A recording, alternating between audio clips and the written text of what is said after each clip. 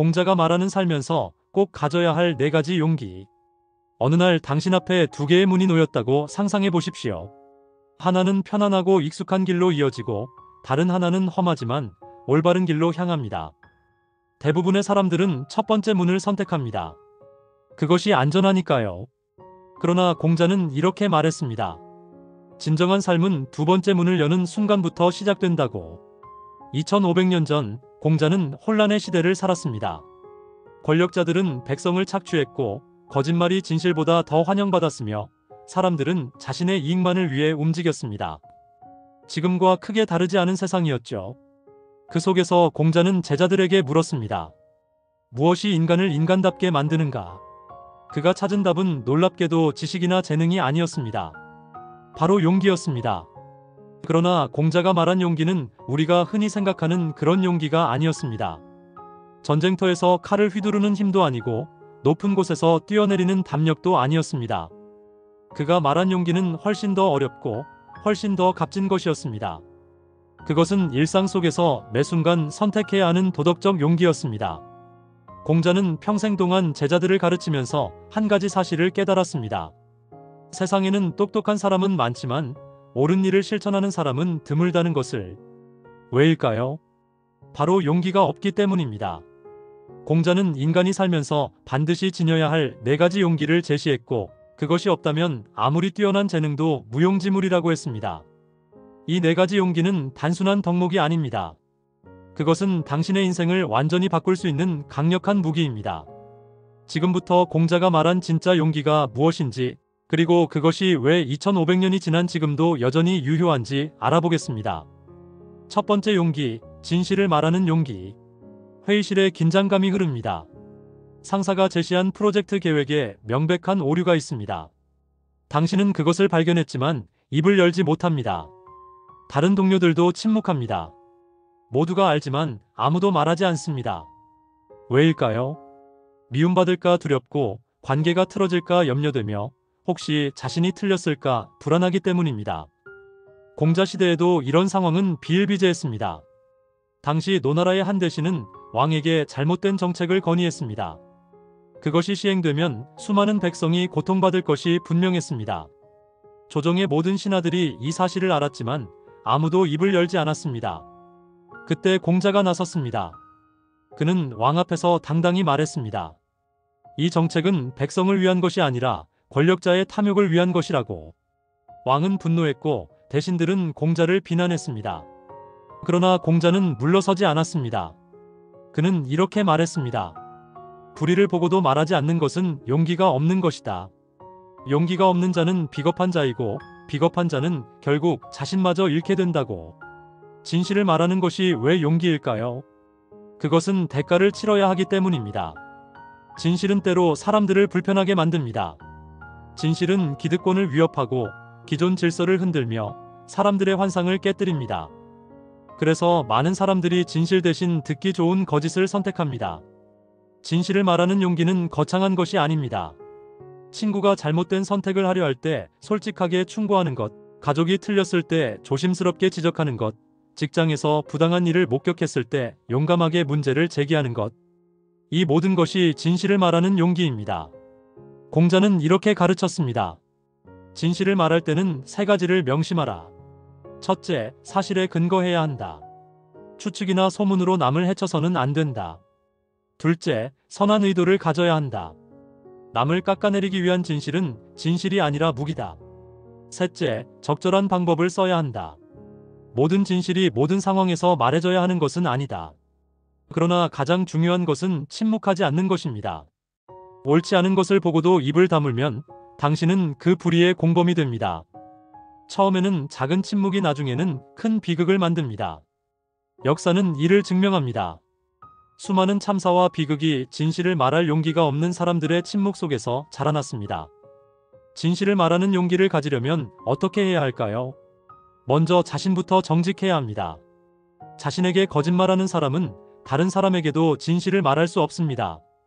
그 다음, 결과에 대한 두려움을 극복해야 합니다. 진실을 말했을 때 생길 수 있는 최악의 상황을 상상해 보십시오. 대부분의 경우 우리가 두려워하는 것보다 현실은 덜 가혹합니다. 마지막으로 이것을 기억하십시오. 진실을 말하는 순간은 고통스러울 수 있지만 진실을 숨긴 채 사는 인생은 평생 고통스럽습니다. 침묵의 대가는 언제나 진실의 대가보다 큽니다. 두 번째 용기, 잘못을 인정하는 용기. 인간의 자존심만큼 강한 것도 없습니다. 우리는 틀렸다는 것을 인정하느니 차라리 온갖 변명과 핑계를 늘어놓습니다. 상황을 탓하고 다른 사람을 비난하며 심지어 사실을 왜곡하기까지 합니다. 왜일까요? 잘못을 인정하는 순간 자신이 무능하거나 부족한 사람으로 보일까 두렵기 때문입니다. 공자의 제자 중에 자로라는 사람이 있었습니다. 그는 용맹하고 정의로웠지만 자존심이 강했습니다. 어느 날 자로가 스승의 말씀을 잘못 이해하고 다른 제자들 앞에서 틀린 해석을 펼쳤습니다. 다른 제자가 그의 실수를 지적하자 자로는 화를 냈습니다. 자신이 틀렸다는 것을 받아들일 수 없었던 것입니다. 공자는 자로를 불러 이렇게 말했습니다. 잘못을 저지르는 것은 인간이기에 자연스러운 일이다. 그러나 잘못을 알고도 고치지 않는 것, 그것이야말로 진짜 잘못이다. 군자는 실수를 부끄러워하지 않는다. 오히려 실수를 인정하지 못하는 것을 부끄러워한다. 자로는 깊이 반성했고 그날 이후 누구보다 솔직하게 자신의 잘못을 인정하는 사람이 되었습니다. 그리고 그 덕분에 그는 가장 빠르게 성장하는 제자가 되었습니다. 잘못을 인정하는 것이 왜 이렇게 어려울까요? 심리학자들은 이를 인지 부조화라고 설명합니다. 우리의 뇌는 자신의 믿음과 현실이 충돌할 때 극심한 불편함을 느낍니다. 그래서 현실을 부정하거나 왜곡해서라도 자신의 믿음을 지키려 합니다. 나는 유능한 사람이다라는 믿음과 나는 실수했다라는 현실이 충돌하면 우리는 본능적으로 실수를 인정하기보다 변명을 만들어냅니다. 그러나 공자는 이렇게 가르쳤습니다. 잘못을 감추려 할수록 그 잘못은 커진다. 작은 거짓말이 큰 거짓말을 낳고 하나의 변명이 10개의 변명을 필요로 한다. 결국 당신은 거짓의 감옥에 갇히게 된다. 잘못을 인정하는 용기는 놀라운 힘을 가지고 있습니다. 첫째, 그것은 성장의 문을 엽니다. 실수를 인정해야만 배울 수 있습니다. 자신이 틀렸다는 것을 받아들이지 못하면 같은 실수를 반복하게 됩니다. 둘째, 그것은 신뢰를 쌓습니다. 사람들은 완벽한 사람보다 솔직한 사람을 더 신뢰합니다. 자신의 약점을 인정하는 사람이 오히려 더 강해 보입니다. 셋째, 그것은 자유를 줍니다. 실수를 감추고 살 때 우리는 끊임없이 불안합니다. 들킬까봐, 드러날까봐 전전긍긍합니다.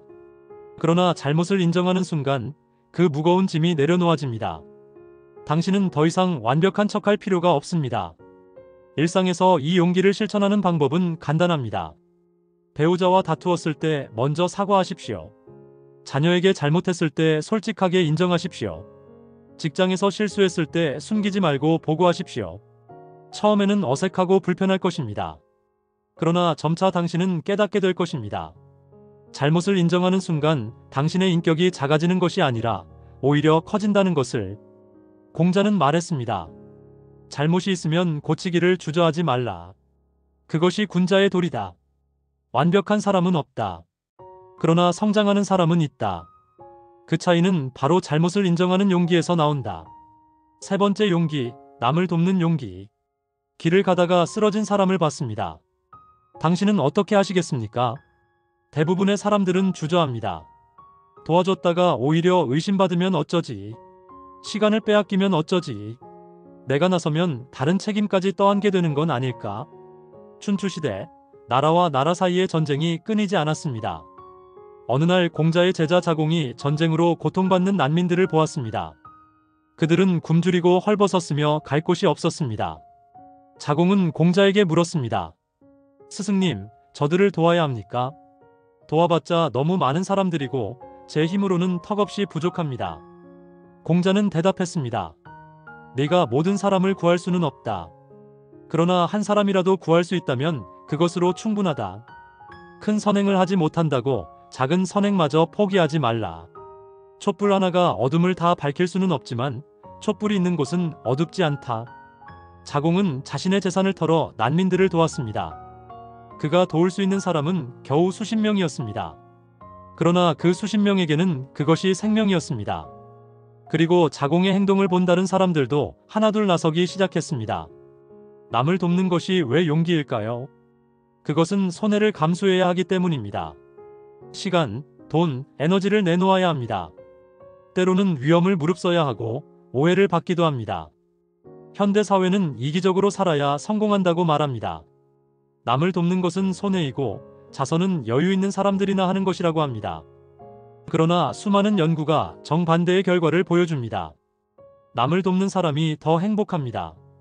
그들의 정신 건강이 더 좋고 인간관계가 더 풍부하며 심지어 수명도 더 깁니다. 왜일까요? 인간은 본질적으로 사회적 동물이기 때문입니다.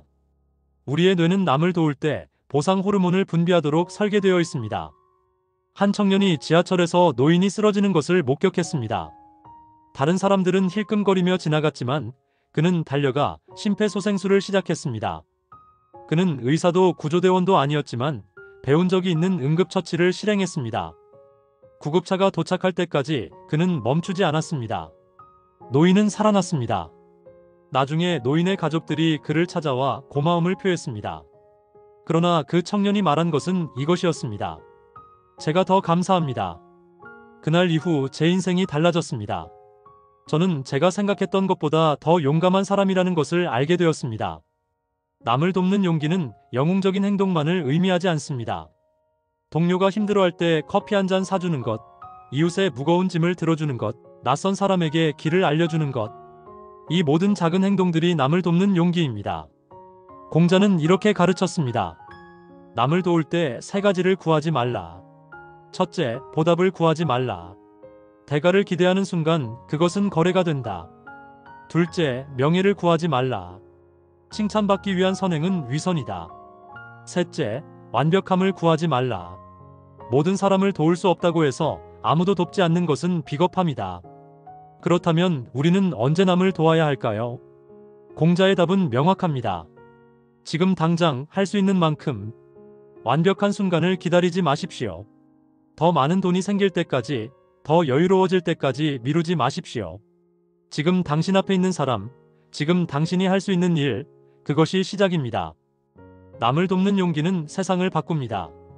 한 사람의 작은 선행이 다른 사람에게 영감을 주고 그 영감이 또 다른 선행을 만들어냅니다. 공자는 이것을 선순환이라고 불렀습니다. 선한 행동은 파문처럼 퍼져나가 결국 세상 전체를 변화시킨다고 했습니다. 네 번째 용기, 두려워도 나아가는 용기. 모든 위대한 성취 뒤에는 두려움이 있습니다. 사업을 시작하는 사람은 실패가 두렵습니다. 새로운 도전을 하는 사람은 비웃음이 두렵습니다. 사랑을 고백하는 사람은 거절이 두렵습니다. 그러나 성공한 사람과 실패한 사람의 차이는 두려움이 있느냐 없느냐가 아닙니다. 두려움 속에서도 나아가느냐 멈추느냐입니다. 공자의 생애는 끊임없는 도전의 연속이었습니다. 그는 이상적인 사회를 만들고자 했지만 어느 나라도 그의 사상을 받아들이지 않았습니다. 그는 14년 동안 여러 나라를 떠돌며 자신의 뜻을 펼칠 곳을 찾았습니다. 배고픔과 위험, 모욕과 거절을 겪었습니다. 어느 날 제자들이 물었습니다. 스승님, 이제 그만 포기하시는 것이 어떻습니까? 세상은 아직 스승님의 가르침을 받아들일 준비가 되지 않은 것 같습니다. 공자는 대답했습니다. 내가 두렵지 않다고 생각하는가? 나 역시 두렵다. 실패할까봐 헛된 꿈을 꾸고 있는 건 아닐까 두렵다. 그러나 두려움 때문에 멈춘다면 그것이야말로 진짜 실패다. 나는 결과를 두려워하지 않는 사람이 아니다. 다만 두려움보다 내 신념이 더 크기에 계속 걸어갈 뿐이다. 현대의 많은 사람들이 두려움에 갇혀 삽니다. 새로운 일을 시작하고 싶지만 실패가 두려워 시도조차 하지 않습니다. 관계를 회복하고 싶지만 상처받을까 두려워 먼저 다가가지 못합니다. 꿈을 이루고 싶지만 비현실적이라는 말을 들을까 두려워 숨깁니다. 두려움은 인간의 본능입니다. 그것은 위험으로부터 우리를 보호하기 위해 진화했습니다. 문제는 현대 사회에서 우리의 뇌가 실제 위험과 상상 속의 위험을 구분하지 못한다는 것입니다. 사자에게 쫓기는 것과 대중 앞에서 발표하는 것이 우리 뇌에게는 같은 수준의 위협으로 느껴집니다. 공자는 이렇게 가르쳤습니다. 두려움을 없애려 하지 말고 두려움을 이해하라. 무엇이 당신을 두렵게 하는가? 그것이 실제 위험인가? 아니면 상상 속의 위험인가? 최악의 상황이 일어난다 해도 당신은 견딜 수 있는가? 대부분의 경우 답은 그렇다일 것이다. 두려워도 나아가는 용기를 키우는 방법이 있습니다. 첫째, 작게 시작하십시오. 거대한 도전은 압도적입니다. 그것을 작은 단계로 나누십시오. 매일 한 걸음씩 나아가십시오. 둘째, 실패를 재정의하십시오. 실패는 끝이 아니라 배움입니다. 시도하지 않는 것이 진짜 실패입니다. 셋째, 지지자를 찾으십시오. 혼자서는 어렵습니다. 당신의 꿈을 응원하는 사람들과 함께 하십시오. 넷째, 두려움을 기록하십시오. 막연한 두려움은 커지지만 구체화된 두려움은 다룰 수 있습니다. 당신이 두려워하는 것을 종이에 적어 보십시오. 그것이 얼마나 비현실적인지 깨닫게 될 것입니다. 다섯째, 성공을 상상하십시오. 두려움만큼 희망도 강력합니다. 당신이 목표를 이루었을 때의 모습을 생생하게 그려보십시오. 역사를 보십시오. 모든 위대한 업적은 두려움을 극복한 사람들이 만들었습니다. 왕양명은 권력자의 박해 속에서도 학문을 이어갔습니다. 링컨은 수많은 실패 끝에 대통령이 되었습니다. 넬슨 만델라는 27년의 감옥 생활 후에도 용서와 화해를 택했습니다. 그들은 두려움이 없어서가 아니라 두려움보다 더 큰 목적이 있었기에 나아갈 수 있었습니다.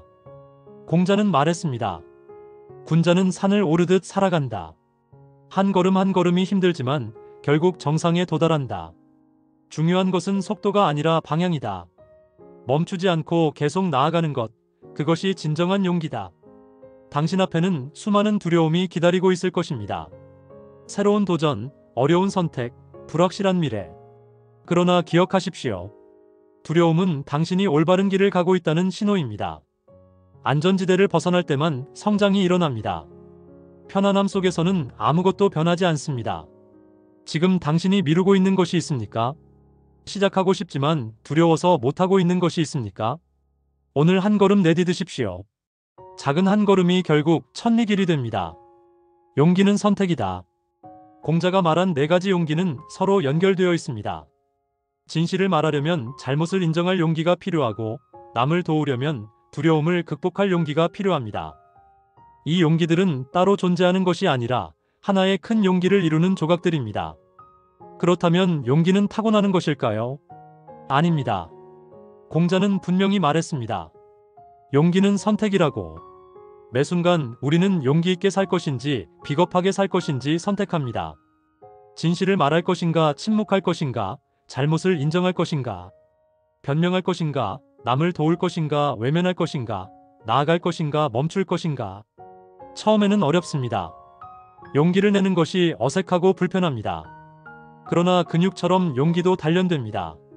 작은 용기를 반복하면 큰 용기가 됩니다.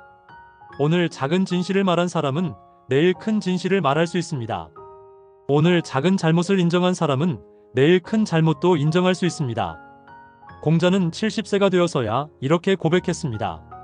나는 이제 마음이 하고자 하는 것을 따라도 법도에 어긋나지 않게 되었다고. 그는 평생 용기를 훈련했고 마침내 용기가 자연스러운 습관이 된 것입니다. 그에게는 더 이상 용기를 낼 필요가 없었습니다. 그는 그저 자연스럽게 옳은 일을 했습니다. 당신도 그렇게 될 수 있습니다. 오늘부터 시작하십시오. 말해야 할 진실이 있다면 말하십시오. 인정해야 할 잘못이 있다면 인정하십시오. 도와야 할 사람이 있다면 도우십시오. 나아가야 할 길이 있다면 나아가십시오. 처음에는 실수할 것입니다. 서툴 것입니다. 때로는 후회할 수도 있습니다. 그러나 계속하십시오. 한 번의 용기가 2번의 용기를 낳고 2번의 용기가 3번의 용기를 낳습니다. 어느새 당신은 깨닫게 될 것입니다. 용기 있는 삶이 얼마나 자유롭고 의미 있는지를. 공자는 제자들에게 마지막으로 이렇게 당부했습니다. 완벽한 사람이 되려 하지 말고 용기 있는 사람이 되라. 완벽함은 환상이지만 용기는 현실이다. 완벽함은 당신을 얼어붙게 하지만 용기는 당신을 움직이게 한다. 2500년이 지난 지금도 이 말은 유효합니다. 세상은 여전히 혼란스럽고 사람들은 여전히 두려워하며 진실은 여전히 억압받고 있습니다. 그러나 용기 있는 사람들이 있는 한 희망은 사라지지 않습니다. 당신이 바로 그 희망입니다. 당신의 작은 용기가 누군가에게는 큰 영감이 됩니다. 당신이 진실을 말하는 것을 보고 누군가도 용기를 냅니다. 당신이 잘못을 인정하는 것을 보고 누군가도 솔직해집니다. 당신이 남을 돕는 것을 보고 누군가도 선행을 시작합니다. 당신이 두려움 속에서 나아가는 것을 보고 누군가도 도전합니다. 용기는 전염됩니다. 한 사람의 용기가 10사람에게 퍼지고 10사람의 용기가 100사람에게 퍼집니다. 공자는 이것을 믿었고 그래서 포기하지 않았습니다. 당신도 믿으십시오. 당신의 용기가 세상을 바꿀 수 있다는 것을. 마지막으로 이것을 기억하십시오. 용기 있는 삶은 쉬운 삶이 아닙니다. 그러나 그것은 후회 없는 삶입니다. 나중에 당신이 인생을 돌아볼 때 용기 있게 선택했던 순간들이 가장 빛날 것입니다. 안전하게 살았던 날들이 아니라 위험을 무릅쓰고 나아갔던 날들이 당신을 자랑스럽게 할 것입니다. 지금 이 순간도 선택의 기로에 서 있습니다. 편한 길과 옳은 길 사이에서. 공자는 묻습니다. 당신은 어느 길을 선택하시겠습니까? 답은 당신의 몫입니다. 그러나 이것만은 확실합니다. 용기를 선택한 사람은 결코 혼자가 아닙니다. 2500년 전 공자와 그의 제자들, 그리고 오늘날 용기 있게 사는 수많은 사람들이 당신과 함께 걷고 있습니다. 오늘 당신은 어떤 용기를 실천하시겠습니까? 말해야 할 진실이 있습니까? 인정해야 할 잘못이 있습니까? 도와야 할 사람이 있습니까? 나아가야 할 길이 있습니까? 지금 시작하십시오. 바로 이 순간이 당신의 용기가 시작되는 때입니다. 여러분께서 이 영상을 끝까지 시청해 주셔서 진심으로 감사드립니다.